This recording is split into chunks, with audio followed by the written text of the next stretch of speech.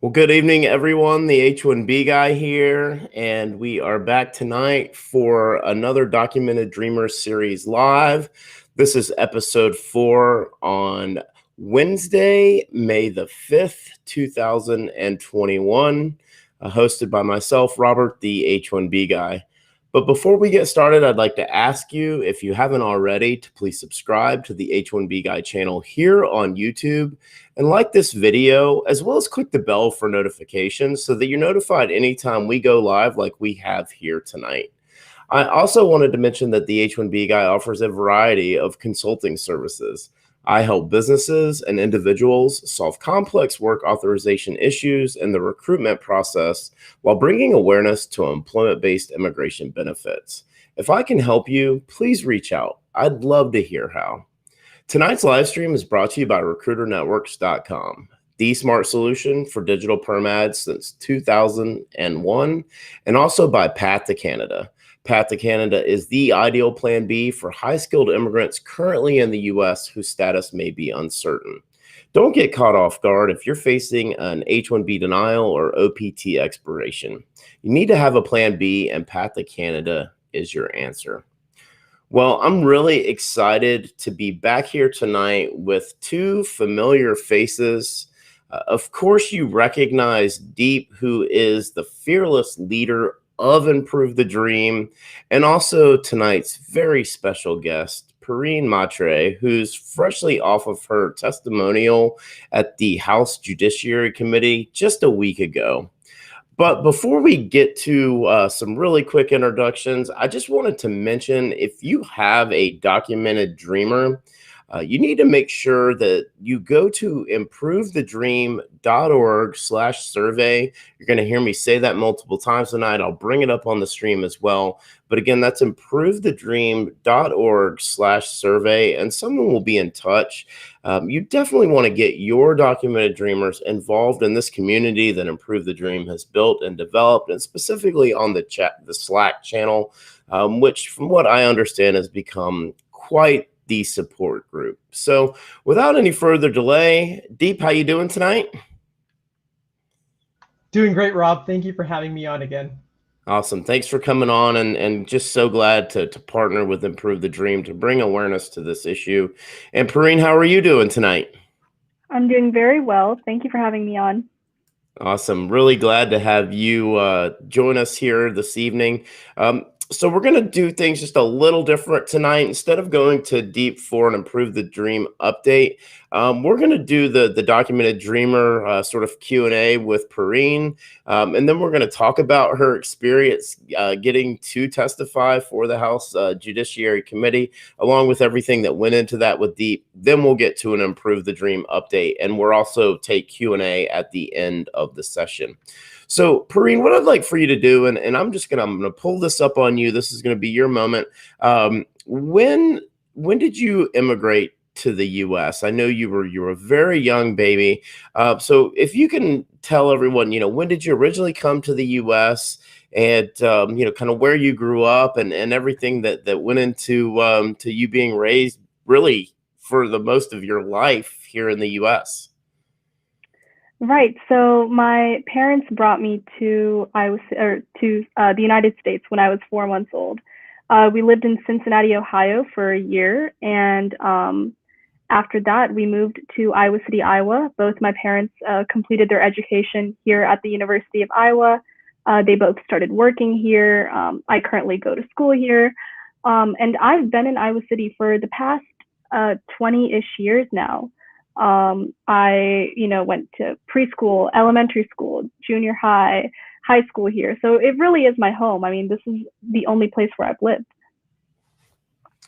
And you said that, you've been in Iowa City pretty much the majority of your life. And you mentioned that you're at the University of Iowa right now. What are you studying in school? What's your career aspirations after school? I'm currently a third year studying biomedical engineering here at the University of Iowa. I'm also minoring in business administration. After college, I would like to go to grad school to further my knowledge in my field. after which I hope to enter the medical device design industry. So far, my education has really helped me understand what goes into it. And just growing up in Iowa City, I've had a lot of volunteering experiences where I've given back to my community. And one experience that really stuck with me was my hospital volunteering experience. It was something that I learned so much from, and just from the way the patients interact with the physicians, what the physicians use in terms of equipment. And I really realized at that moment, listen, I want to help people. I want to help the community that has already done so much for me. And so I hope to help create medical devices, and especially reduce the cost of those and make it more accessible for those who can't afford them. That's really cool. And I can tell you that, medical devices are near and dear and personal to me. My mother has a medical device that she wears multiple, every day, and that's part of her daily life. And, knee replacements. My father-in-law's had his hip replaced, and, you look at how far those things have come back to when my grandfather, back in the late 90s or early 90s had his hip replaced, and where those have come now. But it's not without people like you who aspire to do that innovates and advances medical technology. And I think now more than ever in this sort of post-COVID world that we're living in, the need for technology in medical devices and medical support, right, I think is now more than ever. So, I wish you nothing but success and aspiring to meet and achieve those goals. Very cool. And I hope you get an opportunity to do that, right? Because I think, one of the reasons why you're on here is because you were not born here in the US, but there's this common theme with all of the documented dreamers that we've had here on the H1B Guy channel. And it's sort of this theme that really continues to resonate with me from literally all the kids involved with Improvethedream.org. And that's this concept of identifying as an American instead of really your country of birth. What does that mean to you in terms of being American? By now, this might sound repetitive, but America is the only place I know. And if I'm not an American, I don't know what I am.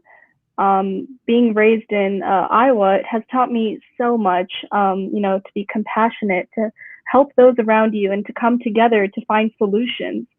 And I think it really hit me. It's always been with me, but just an experience that I'd like to share with you is when COVID-19 hit in March of 2020, our nation became unified to fight against this virus. And I've been fortunate enough to be able to volunteer at a research lab here at the biomedical engineering department. And one of the first things our lab did during the first few months of this pandemic was that we created a website, sort of like a one-stop shop for all things related to COVID-19. And it wasn't just our lab. People from all over the country contributed to this effort. And during that time, it really felt like not only my lab group, but also the nation banded together in this fight. And just all these experiences that I've had in my extracurricular activities, it really made me realize that this is what it means to be American, right? You have to help others. You have to come together to find solutions. That's exactly what we did. Yeah, there's this, whole common theme of, unity, right? There's all these different causes, it seems like, that you look over the course of my lifetime where Americans band together. And it's interesting to hear you say that your view is that you saw that unity kind of through the COVID pre and post, right? And we're still right now figuring out what that looks like. I think a lot of us are, but which is to me, kind of a good lead into the next question. And as you said, growing up and being really what I would consider to be very blue collar Midwestern. I have family in the Quad Cities and in Wisconsin. My mother's from Central Illinois. So blue collar Midwestern, right? The real question, and you and I talked about this a little bit yesterday, is when did you realize this was a problem for you? I think I can bring up two scenarios. The first one was when I was younger. I was probably in elementary school, 7 or 8 years old. Our class had a little activity, and it was essentially to redraw the Google logo in several different ways. And we could enter this illustration that we created into the competition that Google sponsored.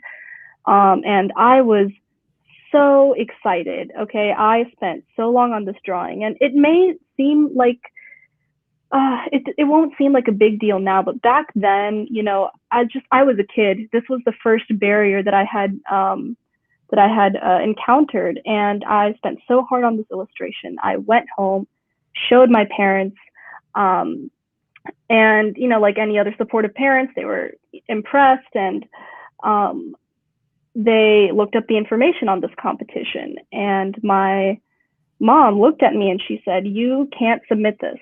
And I just remember being confused because I was like, this is the first time she's, why is this happening? And she said, yes, this competition is only for green card holders and US citizens. And at the time, I didn't understand. I was a kid. And that was I think in that moment though, after some reflection, I realized that this would be an issue down the road. I knew that this wasn't going to be the first problem, the first barrier that I would encounter. And I think it really became real to me when I started applying to colleges, like every other documented dreamer. Right? I mean, I go to the University of Iowa. In my testimony, I stated that I grew up on campus. And that is very true because my parents, did their education here. They worked here. They still work here. And I'm an international student. So something doesn't really add up, right? So that's when it hit me when I was applying for colleges. And we've had that theme be heard a few times already from other dreamers, and it gets into, okay, now you're into this college phase, right? And we've talked about this a lot, this idea that for Native Americans, turning 21 is a celebration, right? For documented dreamers, it's not. And you've kind of gone through that over the last year and experienced what that roller coaster was like, and what you have to do to maintain status, right? To stay here, to continue your studies, to maintain your life and everything you've known since the last 19, 20 years of your life. But I didn't write this one down, but I asked you this when we chatted in prep for this, and I asked you about your parents, and your face lit up, and I wanted to ask you again. Your parents have been really supportive of you through all of this. What is that like for you, watching them kind of go through what they have? I think, like I said yesterday, they are very supportive, and just the way that they've raised me, they've just done so much. They've had to go through so much, especially in terms of their immigration statuses, plus mine on top of that. I don't know how, they deal with it, but I just want to say they're very strong, as are all, documented dreamers and their families. And while they are continuing to, go through this, I will say that I am hopeful for a solution. And I think that if the more people that we have, we can work together and really achieve something here. It's funny because you talk about the will, right, and the strength of individuals that immigrate here to the U.S., and that's something in the book Wretched Refuse they talk about is kind of the fortitude of individuals that leave everything that they've known to go to a completely, different part of the world, and the strength that goes into that. And I think that's something that sometimes gets sort of glossed over. And I know your parents were part of getting you involved with Improve the Dream, which is also kind of another common theme that we've heard here a good bit through these testimonies that we've told here on the channel. Why are you involved with Improve the Dream? So I'm a firm believer that in order for an issue to be resolved, we need to speak up and work with others to find a solution. Again, this is something that I've learned growing up in the United States, and Improve the Dream is just the right platform for all children in a situation similar to mine. And like I mentioned before in our call the other day, my mom actually sent me the link to fill out the letter that Improve the Dream had on their website. And that's how I got involved. I joined the Slack group, and I told my story in the letter, and here we are. So cool. And it's amazing how that works. And I think you also said your cousin got involved or something like that. Yeah. So it just shows you that, these roots and how the growth happens, it becomes organic, word of mouth, and unity is such a strong motivator. Well, I just want to ask everyone, if you're currently watching, if you haven't already, please like this video. If you haven't as well, subscribe to the H1B Guy channel here on YouTube. Don't forget, click the bell for notifications so that you're notified anytime we go live like we have here tonight. We are going to do a round of questions at the end. We've already got several comments in the chat. I also wanted to remind everyone, and I'm going to bring this up, and that is improvethedream.org/survey. If you have a documented dreamer, if you're watching this, if you found my channel for the first time tonight or at some point in the future, and you have a child that you brought here as a minor that's a documented dreamer and is facing age out, please make sure that you have them go to improvethedream.org/survey, and someone from the Improve the Dream team will be in touch with them. Deep, I know I've seen a couple requests. You were looking for a documented dreamer in North Carolina. Did you find a documented dreamer in North Carolina, Deep?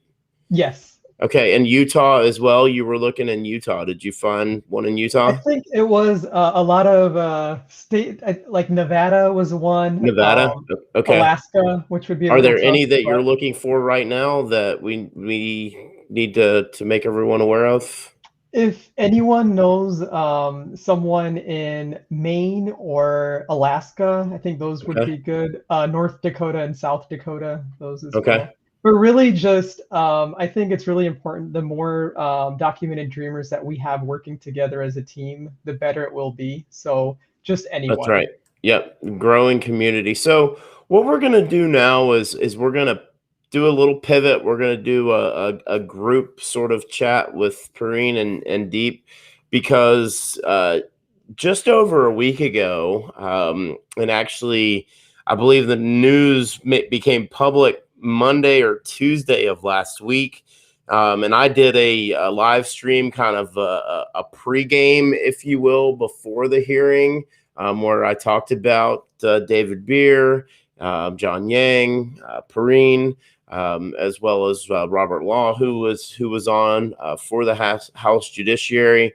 You had Zoe Lofgren, McClintock, Gerald Nadler as well, all part of that. And so what I wanted to ask, and these are questions, of course, for both of you. how did the opportunity to have Improve the Dream be involved in, providing testimony, and then how did it come to be that Perrine, I think, was really an ideal choice, I think, as everyone sees here. But how did we get to where she got the chance to go and testify for the House Judiciary Committee? Deep, what went into that? How did that start? So it honestly, I think it was like a weekend night. I just got an email from House Judiciary Council asking me if I knew of some documented dreamers in our group that could potentially be good to testify. And they were looking for someone who was either close to aging out or just recently aged out. And first of all, I was really surprised that they reached out to us to ask. I think that's very significant, and very happy that they did that. We've been working really closely with the judiciary councils for a long time, and so it really means a lot that they reached out to me. And I did, just went through the process with them. We had a couple of calls to just discuss the testimony, and suggested Perrine and a few others. And it was really the final call. It was Chairwoman Lofgren's decision. And I think it was a great decision by Chairwoman Lofgren, because really Perrine's testimony, it was perfect in representing the voices of over 200,000 documented dreamers. Perrine, what was that like when Deep calls or texts you to say, hey, do you want to testify to the House Judiciary Committee? I probably read it once, and I don't think it fully hit me until after I spoke with the two staff members in the House. But I remember reading his text and being like, okay, there's no way, but I'll say yes anyways, Right. So yeah, I think we met the next day. And after I told them my story, we ended the call, and I just sat on my bed and I thought to myself, did that just happen? Does this mean that something will happen with, in terms of legislation, something will happen to documented dreamers?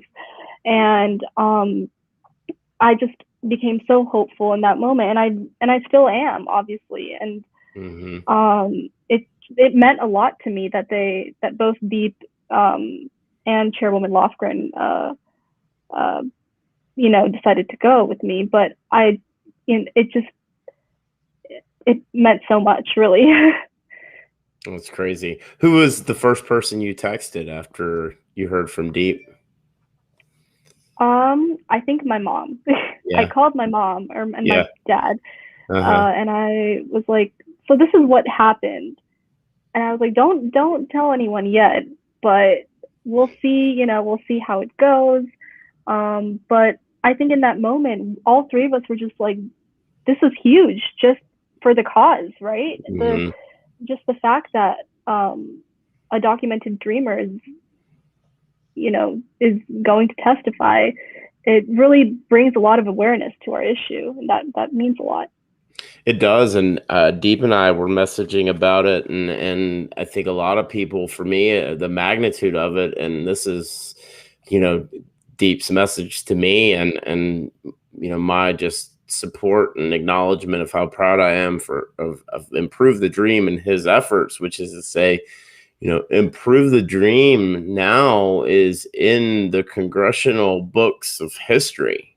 And that's pretty cool when you think about, this all started because Deep was going down a path that, he realized that this is a problem, and, did a lot of different things over the course of a very short amount of time to grow Improve the Dream to what it is today.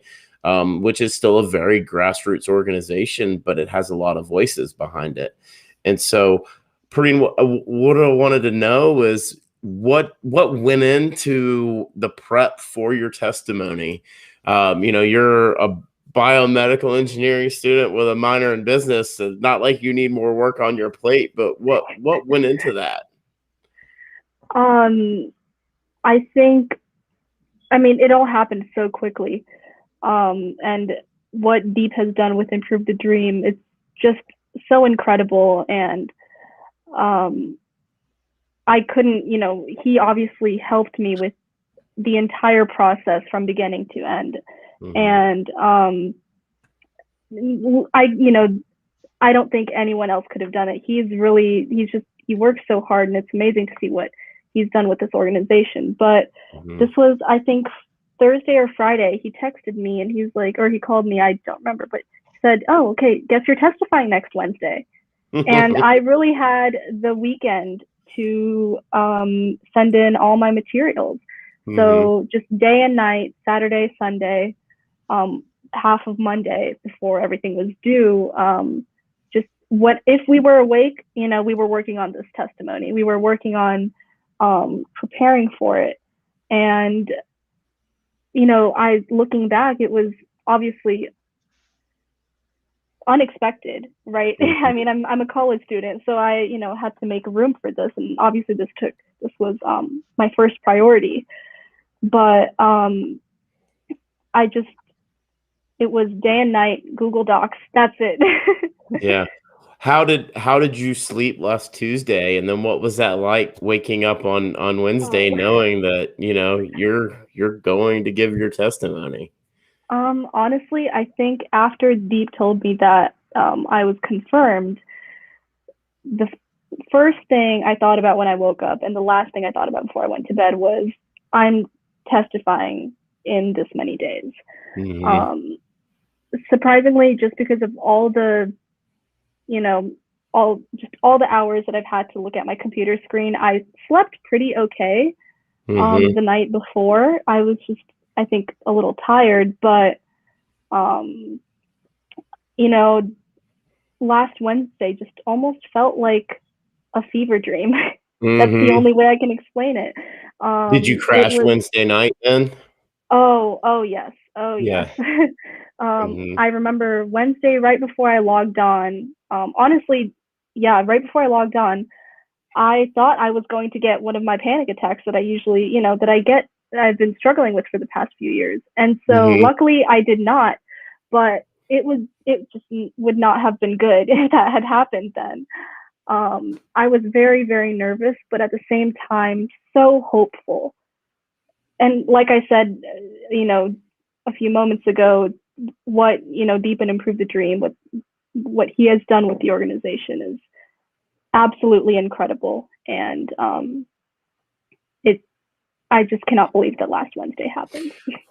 What was it like for you, Deep, that Tuesday night going into Wednesday morning and then watching the live stream Wednesday? What was that like? I mean, that whole week, honestly, was kind of a blur because, like Perrine said, it was, I think, it was like the Sunday night before. So it was like a week and a half where all of this happened, where, I sent the first message to Perrine saying, "Hey, would you potentially be interested into this?" And then 3 days later, it was kind of final. And over the next few days, just, preparing that. And I know Perrine, she was studying for finals and busy with all of that and trying to do all of this where it came out of nowhere. So I think, it's incredible that, Perrine was able to do that. And I think all documented dreamers were really proud of the testimony she gave. So.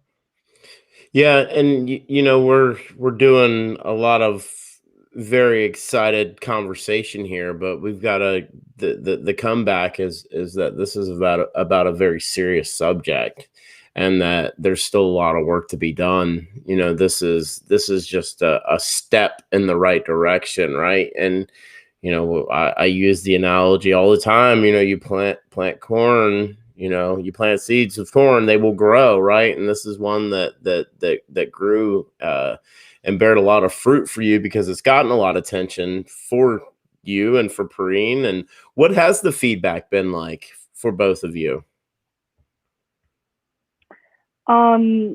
Mostly positive, which is good. No, I just over the past week or so, I've so many documented dreamers and their families have reached out to Improve the Dream and myself, and it really goes to show that this issue is so important, and there are so many people who are being affected by their immigration status. And like I said before, I mean, we need more numbers, and Deep and I are very hopeful that the more people that we have, we can achieve a solution and work together with members of Congress. But feedback-wise, it just goes to show that there's so many people who are going through this, and picked up a few new Instagram followers too, I bet, right? I mean, yeah. But it's, like I said, community is the most important thing, and this is what we have. I would say the feedback, honestly, I had so many people reach out to me, like policy people, staffers in offices, to say how great it was, how powerful the testimony was. And I think it just shows that it really made an impact. Even this week in various meetings that I've had, I had lots of people reach out and, say that Perrine did fantastic, and just overall they thought it was a very powerful message, which really got the point across for all of us. And another significant part, I think, during the testimony, we had Representative Deborah Ross, who isn't on the subcommittee, but she's on the full Judiciary Committee. She made the visit to the hearing just to give a big shout out to documented dreamers and Improve the Dream, which I think is huge that she was willing to do that for us and give us that shout out. So I think that just means a lot and shows that at least House Judiciary now recognizes that documented dreamers need a solution, and they're going to do everything they can to protect us. Correct. And that's huge, right? I mean, I think it's you've worked for a while now to bring this awareness and build these relationships, and you don't get invited to the House Judiciary Committee by not having done so. One thing I wanted to hit on really quickly, because we jokingly talked about it a little bit yesterday, because I think it's a point that really stood out in Perrine's testimony from Representative Lofgren, and that was about Perrine's change of status. And back in July, she filed a change of status from H4 to F1, and that case is still pending, and had to, in the interim, apply for a B1. Is that right? A B1? B2 bridge. B2, which allows you to, stay in the U.S., maintain your studies sort of as a temporary visitor. And this is someone who's lived in this country since she was 4 months old. Let's remind everyone of that now you're being treated like someone who hasn't lived here for 20 plus years, right? And when you said that, you've been waiting, I think, 8 months for your change of status for F1. Representative Lofgren made the comment that she's going to make note of that and look into it. And I jokingly said something to the two of you about that. And Deep, you said you had a lot of other dreamers, documented dreamers, reach out to you and say, hey, can they look into mine too? And that just shows you how common this issue is, right? And as I got on my high horse yesterday, and I don't want to go too far into it, but at some point, these processing times have to change, and the U.S. government cannot continue to use COVID as a reason for processing delays that we're currently experiencing. I hope that we're seeing a thawing of that. I'm hearing that it's possible, but I just wanted to say that I think that was a point that stood out to me in the conversation, that not that they're not aware of these delays, but to have the chairwoman stop and make a note of that, and then kind of everyone else after that picking up on that and saying what can be done about this, right? Yeah, I had like a few people message me after that, and I was just curious. So then I also posted it on the Slack group just to see like how significant it is. And there's quite a few people in this situation, and some have been pending for 12 to 15 months, which is pretty crazy. So I did follow up with Judiciary Council just to let them know, like, this seems to be a very universal issue, and I'm sure they can't really, go by one on everyone, but no, they're not going to. I would recommend if anyone is in that situation, reach out to your district caseworker, either for your with your district Senate office or the district member of Congress's office. That's right. And they should have a caseworker who should be able to help expedite it. Awesome. Well, I just wanted to ask everyone, like this video again if you haven't already. Subscribe here to the H1B Guy channel. We're going to do a Q&A, take your comments and questions. There's a lot already in the chat. We'll go through all of them, sort of time permitting here. But if you have any questions or comments for Deep or Perrine, please put those into the chat and we'll bring those up. I want to shift gears now to Deep, and I want to go over an Improvethedream update. Because I think the last time that we had you on was March 18th. So it's been about 6 weeks. I know a lot's happened. Of course, the House Judiciary, which we spent a lot of time covering here. But any other things that you're working on, any other things that I think folks should be aware of? Again, improvethedream.org/survey. But Deep, go ahead. What's the latest with Improve the Dream?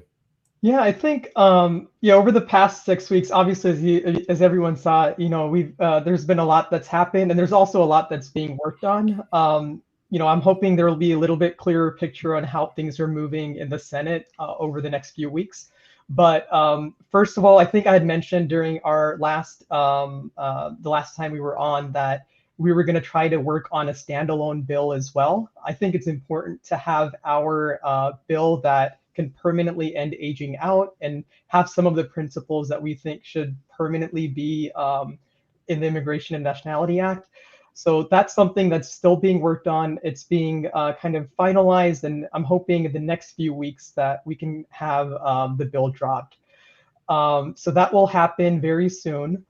And then as far as there have been a lot of questions about the Dream and Promise Act and what's happening in the Senate regarding just the negotiations that have been going on. And it seems like things are still in the very early stages. They haven't been able to really discuss a lot of specifics. So I'm hoping in the next couple of months, we'll have more answers there. But we have been continuing to have conversations with basically as many offices as possible that have been involved in those discussions. And then something else we've also been working on is to hopefully push for administrative action. We've had conversations with officials in the administration, and they're just ongoing talks. And I'm hoping we'll be able to put some pressure on getting a few administrative actions, such as using the initial filing date instead of the final action date, and a few others. But those are all things that are being worked on, and hopefully we can even get a congressional letter sent to them. So the standalone, just quickly, and I know that hopefully be more information on that in the next few weeks. Do you see that coming out of the House or the Senate in terms of where that may first be read? Is that a House resolution, it sounds like, possibly? It could be both potentially. Okay, awesome. It's still just finalizing just to see strategically what makes sense. Really, the goal is to make sure, obviously, that we're included in whatever passes. We don't want a scenario where we have this bill and then something like the Dream Act passes and we don't get included in that, and then we just have our own bill. So the important thing is to make sure that whatever happens is more of an additive force rather than something that's separate. And I think that's kind of why it's kind of been delayed. We're just kind of figuring that out, what will make sense. As far as the principles that we're hoping for in the bill, we did outline that in the statement for the record for Improve the Dream. Some of the principles that I'm hoping for are, so one would be where, all children who are brought here in a documented status after 10 years of growing up here and completing a college degree should be able to apply for permanent residence. I think that's an idea which makes a lot of sense. It's one that Senator Rand Paul agreed to in his Believe Act. So it's been an idea that's been included before, and we're hoping that will be in there. And then there will also be age-out protections, such as freezing a child's age at the initial filing date, hopefully retention of priority dates, and a few other provisions that relate to age-out protections. Oh, that's awesome. Yeah, and for clarity here for everyone, and I think most who are watching this, or maybe will watch this in the future, know the Senate version of the Dream and Promise Act of 2021 does not include documented dreamers, at least in its present form. And what's really interesting about that is back when you were on back in March, I think the Dream and Promise Act, HR 6, I believe, had just recently passed in the House pretty significantly in terms of its vote. You also mentioned Senator Rand Paul, and I won't go into it a whole lot, but Senator Rand Paul of S970 fame. If you don't know that one, Google it. That's S970. That'll turn your stomach when you see that one. But you know, he's definitely involved heavily in immigration reform, and he's going to be someone for a bipartisan bill to happen. Is going to be involved, and it's going to require his support. There's no doubt about that. Good stuff, man. Just glad to hear, you know, all the great things that are happening. And, you know, I think that, you know, these things take a lot of time, right? We talked about on this channel the comprehensive immigration reform bill that is USCA 21, U.S. Citizenship Act of 21. We've talked about why smaller piecemeal standalone bills have a more likelihood of being passed. We're seeing that with the Dream and Promise Act and how quickly it moved through the House and a lot of what's going on in the Senate.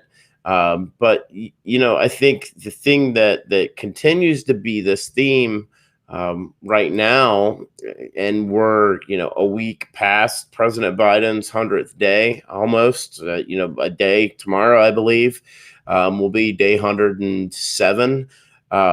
But there was an article, Deep, that you shared with me, and I read through, and it had a very interesting comment. So this is an article from the New York Times. It's titled "Schumer Readies Plan B to Push Immigration Changes Unilaterally." And down towards the bottom of the article, it says, quote, 22 Democrats, including 4 senators, recently wrote a letter to Mr. Biden urging him to include an immigration overhaul in his infrastructure package. Many are worried that they will lose control of Congress in the 2022 midterm elections and are fearful that the Supreme Court will strike down former President Barack Obama's protections for Dreamers. Deep, when I read that to you, what does that say? There was a lot of stuff in that, but well, first, the reconciliation. I think they're definitely going to try that. It seems like they might not be able to get 10 Republican votes. I hope they do, and I hope it's bipartisan, but there's a very real chance that they don't, and it's pretty clear that they're going to at least try that route. Mm-hmm. It's all going to depend on what the Senate parliamentarian says, as the article stated, but I know they'll at least try that. I don't know if it will be successful, but if it is successful, then I would fully expect documented dreamers to be included. At that point, there really would be no reasonable reason for us not to be included. Mm-hmm. So if that does end up happening, it definitely should include us. And as far as the whether that's tied to the infrastructure package or not, I think that's going to be very, very controversial. So absolutely, I'm not sure. However, I think from my understanding, there's apparently they can have one more reconciliation bill too after the infrastructure or something. There's something like that. There was a ruling by the parliamentarian. So my understanding was maybe if it's not the infrastructure, they would still have one more chance to do something, and that could be the one. But again, it's going to depend on whatever the parliamentarian says. And then the second part of that, the DACA being struck down by the Supreme Court. A lot of people seem to think, it's not by the Texas court, but a lot of people think that's a real possibility. I would think if that ended up happening, it should push Congress towards greater urgency to do something. So obviously, I hope that doesn't happen because a lot of people, depend on it. But it could end up being a silver lining for a solution too, like a permanent. Yeah, I mean, this channel focuses on employment-based immigration and kind of the impacts around that. That's why we have Documented Dreamers on, because you are the kids of employment-based immigrants or investors, right? And in terms of the language, and I wanted to just cover that very quickly, it does cover the non-immigrant documented children who were brought here as minors under EHL. Did I miss any? It's for the language and dream and promise. Yep, it's not non-immigrant EHL. It's E1, E2, H1B, and L. Okay, so E3s then Australian nationals that are here are not part of that language, correct? They're not. Okay, but I think what this article tells me, and a lot of it focuses on the crisis at our southern border, which, if you turn on the news, is very front and center. But this article tells me that there's going to be a big push that's going to happen, probably starting in July or August, as it relates to immigration-related matters of all kinds. And that will give them time, pushing in July, getting it through, kind of heading into sessions in the later months of the year. That's when when I read that, you sent it to me, that's the message that I got from it, is that Democrats are in control right now of the House. They have a very slim control of the Senate, and there's going to be a real press to make something happen, because going into the midterm election, you may see them avoid a lot of the controversy as it relates to immigration related matters. So what we're going to do now, if you have any questions, comments, post those in the chat.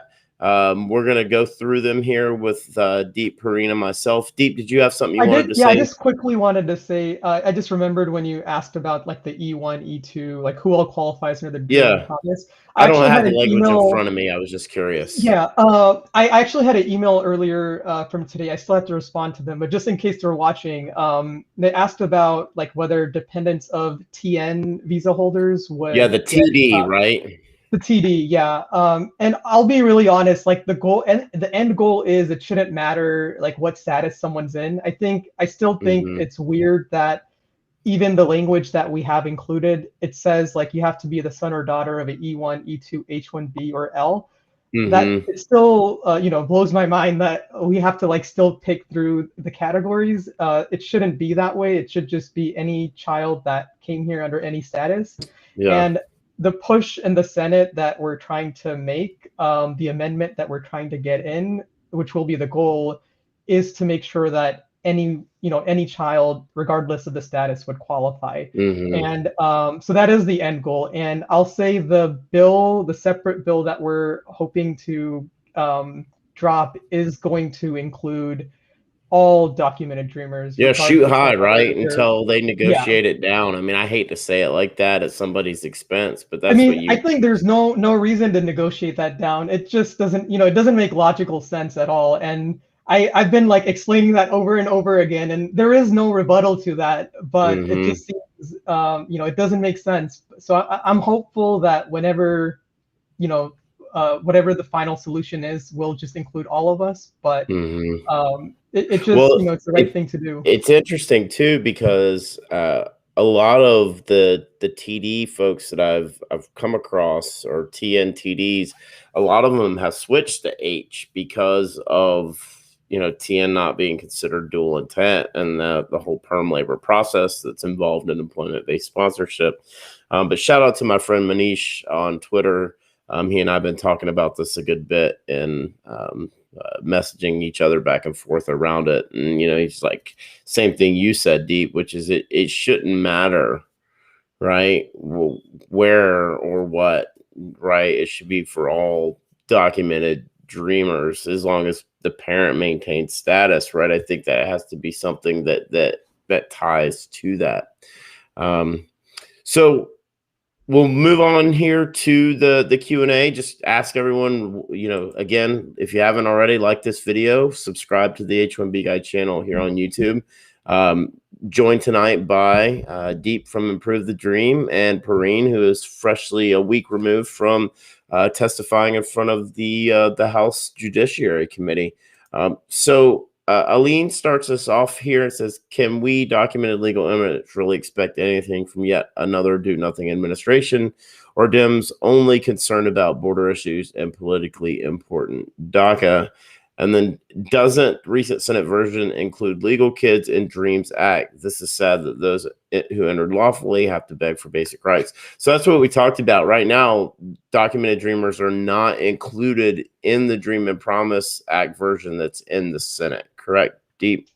So yeah, we're not included in the Senate version of the DREAM Act, but it wasn't necessarily because they don't want us in it. It's because there were no changes made. So I guess until that new group, this bipartisan group, comes up with whatever they come up with, we'll just keep pushing on that. And as far as the first question, I would say I wouldn't necessarily agree with the about the administration, because I think as far as the conversations I've had, things seem more positive, and they're at least willing to work. And we've been meeting with people in the administration. So yeah, I've been on a bit of a roller coaster with them. I mean, I've warned a lot of people to expect them not to do much in the first 100 days. We saw that, although they, day one legislation in the USCA 21. But it feels like they were left a pretty big mess to clean up. And, whether they're doing that or not, or digging deeper holes, I think is to be determined. So Manu says, I'd say more has already been done so far for documented dreamers than previous administration. I'd agree with that, Deep. I mean, I think when you see the Dream and Promise Act passed with the documented dreamer language in HR 6, I mean, I think that says a lot, doesn't it? Yeah, I agree. That it was obviously the major immigration bill that's passed so far, and we were included. So I think this one's for you. How does the CSPA help us documented dreamers? That's from Guhan.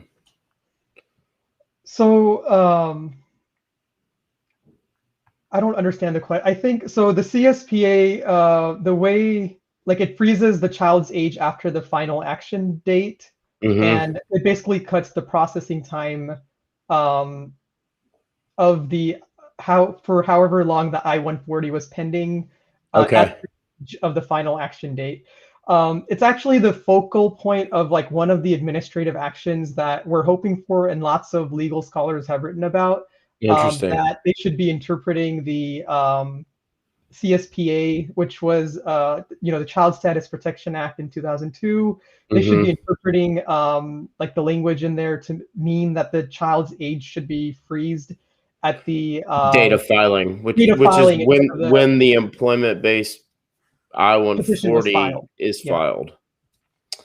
So that's one of the things which we hope. I mean, we think they can do administratively, and we'll push for, and then which will also hopefully be in the standalone bill we're working on. Garima says, awesome to see Perrine and Deep here with the H1B Guy. Thanks for leading the fight for all DACA documented dreamers. You are the hope, not just for 200,000, but for millions. It's all about equality.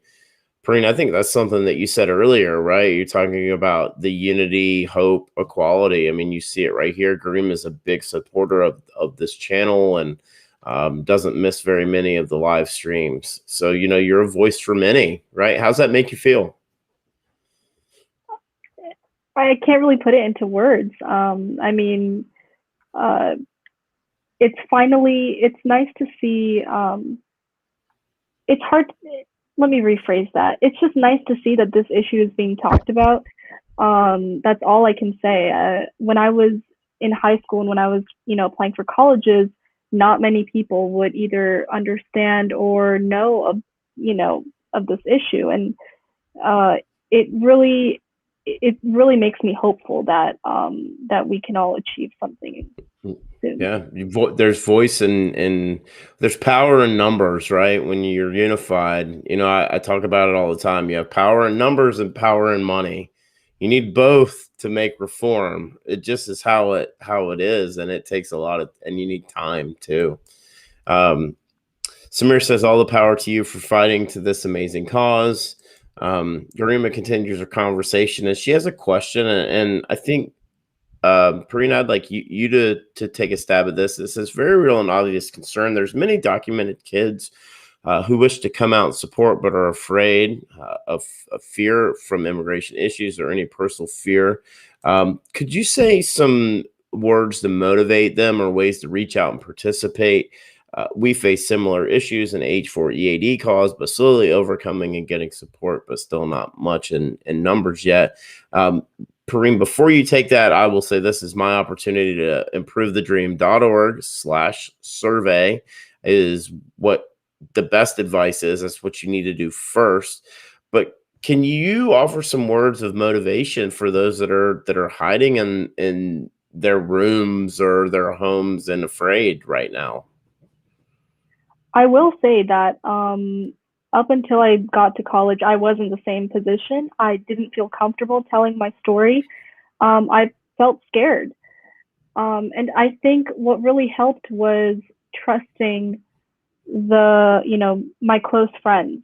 That's where I started. I started telling my close friends who I considered my family in college. And beyond that, after I filled out the survey from Improve the Dream, I knew that it was within a community of people that would understand, that have, gone through the same experiences that I have. So I knew that they would understand that. And really from there, I felt like I could tell my story because of the support that not only Beep gave me, but my parents gave me. And just, I knew that this cause is just so much bigger than just one person, right? There are so many people out there who are going through what I'm going through, and knowing that if we work together internally and externally, this issue can be solved. I mean, I have full confidence in both Improve the Dream and the administration. Yeah, I think, this Samir said, you nailed it. Super proud of you. Me and my wife watched the entire testimony on our widescreen and couldn't feel more proud of what you kids are capable of. And then he adds that, Deep's so mature for his age and taking on these responsibilities. Feel bad for you kids to have to go through this instead of focusing on the regular things for your age. But these efforts may ensure that his daughter of 8 years old will not have to go through all of this. And last, finally, thanks to the H1B Guy for always being a platform for such a great cause. Samir came on the H1B Guy Stamp It Out 8. If you haven't watched that, please. A completely brilliant mind, a coder at heart, and just a really good dude. I've called him my good luck charm. Many months ago, he found my channel, and the growth from when he found me, it just continued to go. But, think about that. Perrine, you've got people watching your testimony on their big screen from the comfort of their living room. Like, you almost have to pinch yourself when people tell you that, right? Because it's like, is that real? That's pretty cool. And it just shows you, I think the feedback, as I asked you earlier, I mean, you just see how amazing it is and how good the feedback is. Karan says, appreciate what you guys are doing. Keep in mind what you're doing now may look simple and ordinary, but when you look back one day in the future, you guys will understand the magnitude of what you did. Yeah, I mean, I think, I've said Deep's building quite the political track record here. And from when I was first introduced to him to the growth that's happened really in the last 5-6 months, has been amazing, and his knowledge in the space is so cool. Samanthi says, great work, Deep. It's just tremendous work. Suresha, hey, how are you? Nice to see you, man. Thank you very much for doing this. Absolutely. I think one of the things that I've talked about a lot is that the H1B guy is about bringing awareness for my consulting services, for how I help individuals and businesses solve complex work authorization issues. But it's bigger than that. It's about bringing awareness to employment-based immigration benefits and the issues that surround that. Because I've been involved in the employer side of it, and I know the technology staffing side of it. I'm an expert in that, and I can tell you that when we tell people like Perrine that you're not welcome to build and develop and create medical devices, we as a country suffer.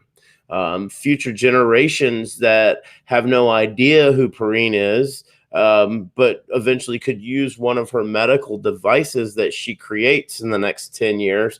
But if we continue to tell her no, she's going to go to Germany or she's going to go to Australia and she's going to do that. And we lose that war on human capital. It's a constant theme that we talk about here.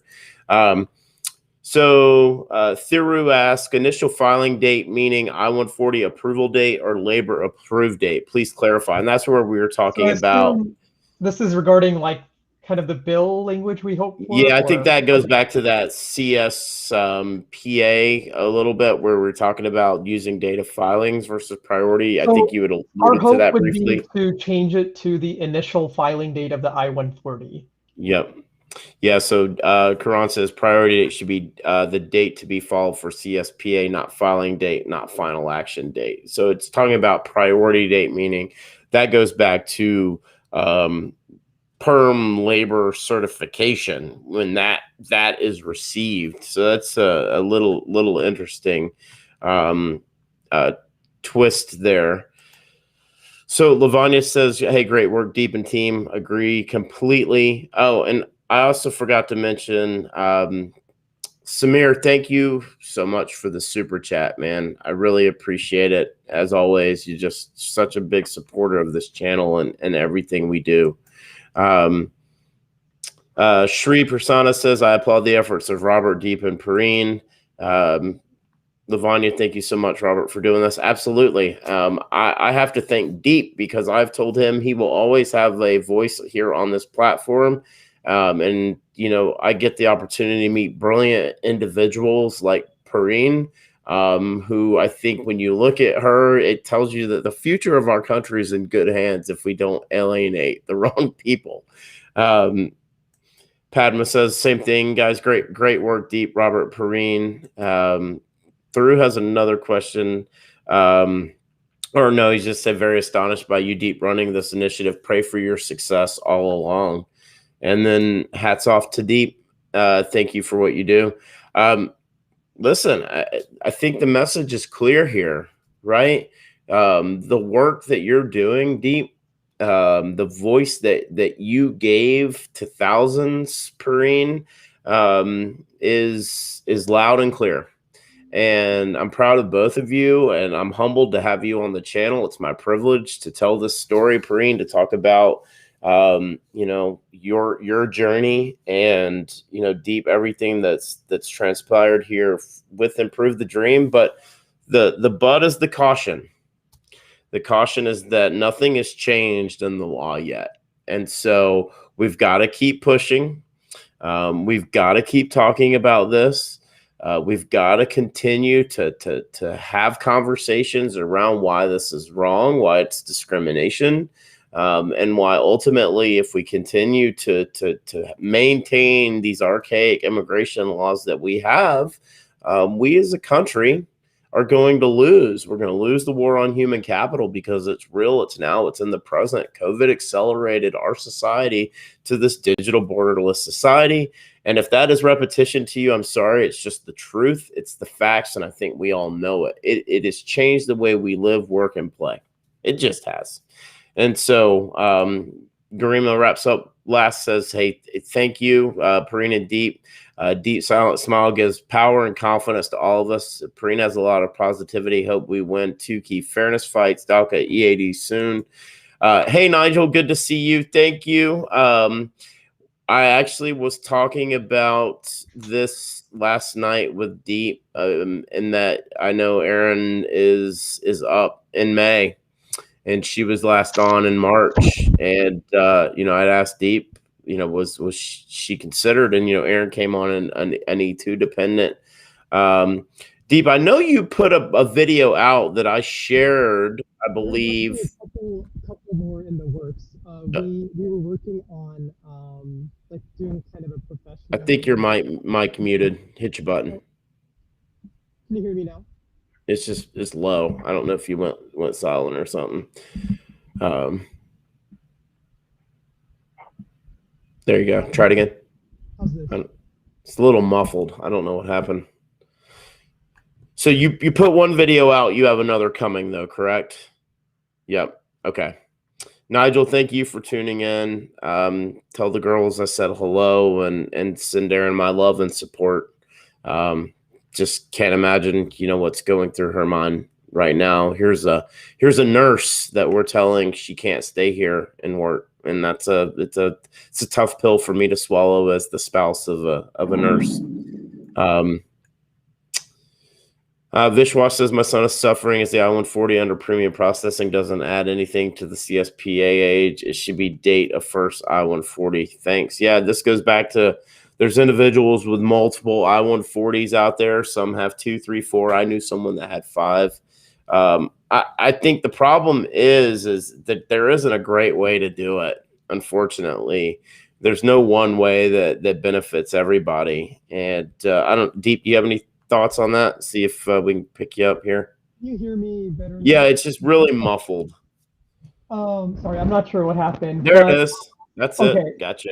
So the issue is the CSPA. It was very, very complicated. I've been trying to read up more on it, and it seems like the way it was worded and the way it's being interpreted, it's kind of strange.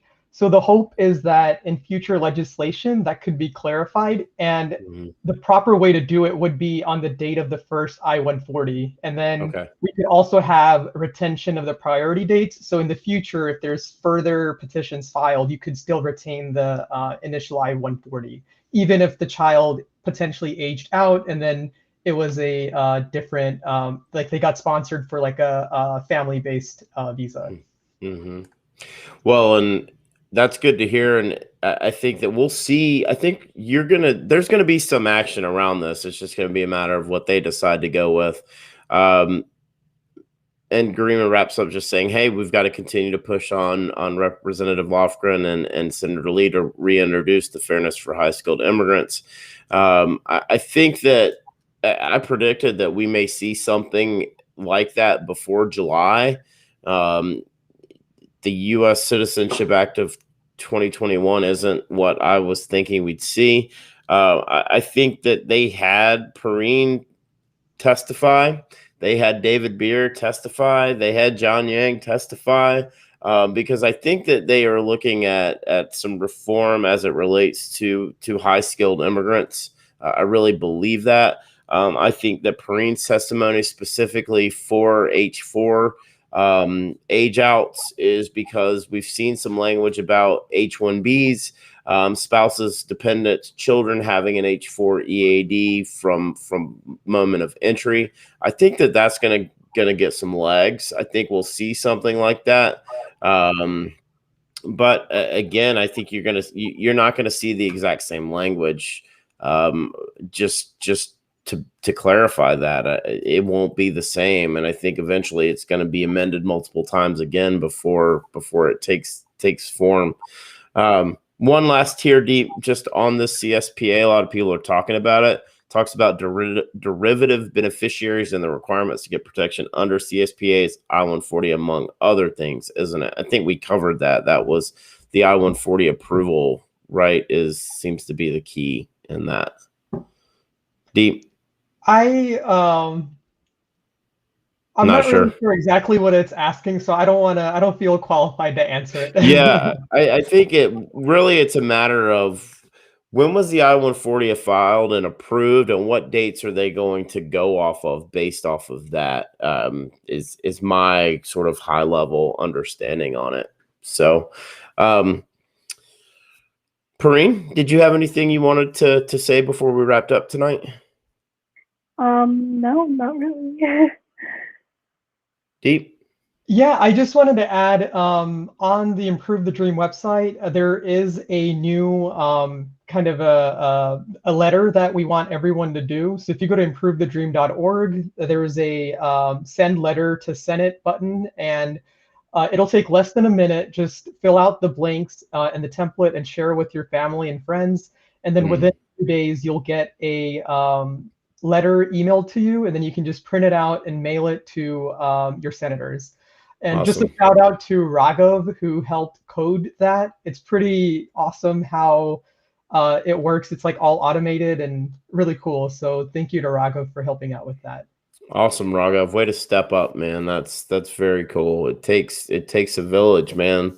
So now that you've got audio, I wanted to, before we wrap up, go back. You posted some new video content on Improve the Dream on YouTube.